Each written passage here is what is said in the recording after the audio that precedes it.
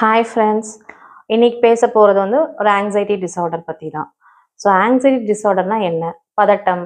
பதட்டம் மெயினாக எதனால வருது அப்படின்னா, மூளையில் எமோஷ்னல் கண்ட்ரோல் பண்ணுற ஒரு சென்டரை போய் அஃபெக்ட் பண்ணுற விஷயத்தினால வர பதட்டம் தான், வர விஷயம் தான் பதட்டம்ன்றது. ஸோ பதட்டம் படுறதோட காசஸ் என்னென்னு பார்த்தீங்கன்னா, முதல்ல ஃபியர்.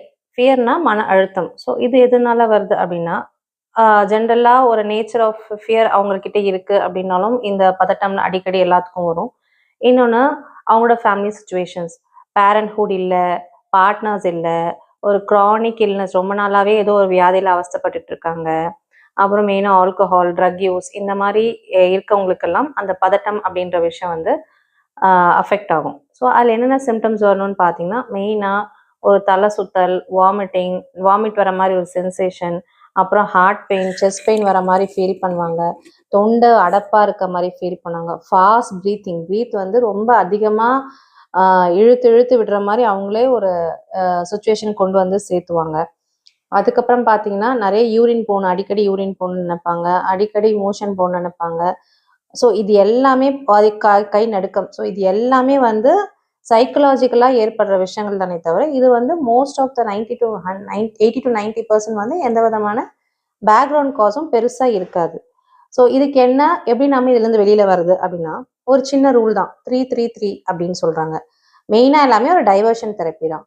ஒரு பதட்டமாக இருக்கீங்க, அந்த சுச்சுவேஷன் என்ன பண்ணோன்னா, டக்குன்னு வந்து ஒரு 3 பொருள், உங்கள் பக்கத்தில் இருக்க 3 பொருளை பேர் சொல்லுங்கள். இது ஒரு புக்கு, இங்கே வந்து முன்னாடி ஒரு மைக் இருக்குது. ஸோ இந்த மாதிரி ஒரு 3 விஷயத்த நேம் பண்ணுங்க.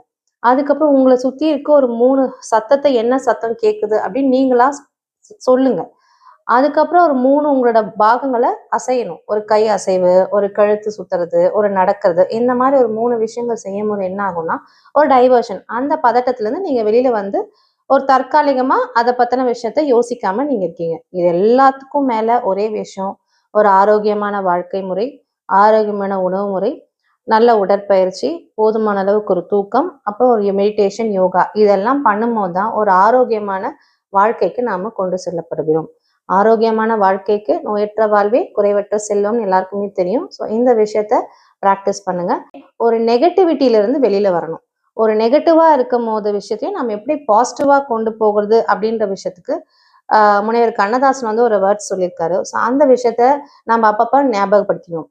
ஒவ்வொரு தோல்வியும் ஒரு அனுபவம், ஒவ்வொரு இழப்பும் ஒரு லாபம், ஒவ்வொரு ஏமாற்றமும் ஒரு எச்சரிக்கை, ஒவ்வொரு நட்டமும் ஒரு பட்டறிவு, ஒவ்வொரு காணாமல் போதலும் ஒரு தேடல். ஸோ இந்த மாதிரி எல்லா ஒரு நெகட்டிவ் தாட்ஸையும் நம்ம ஒரு பாசிட்டிவா கொண்டு செல்லும் போது நம்மளோட வாழ்க்கையே ரொம்ப சிறப்பா அமையும். இந்த மாதிரி நோய்களோ இல்லை இந்த மாதிரி எந்த விதமான பாதிப்போ நம்ம உடம்புக்கோ நம்ம மனசுக்கும் ஏற்படாம நாம நிம்மதியா இருக்கலாம். நன்றி.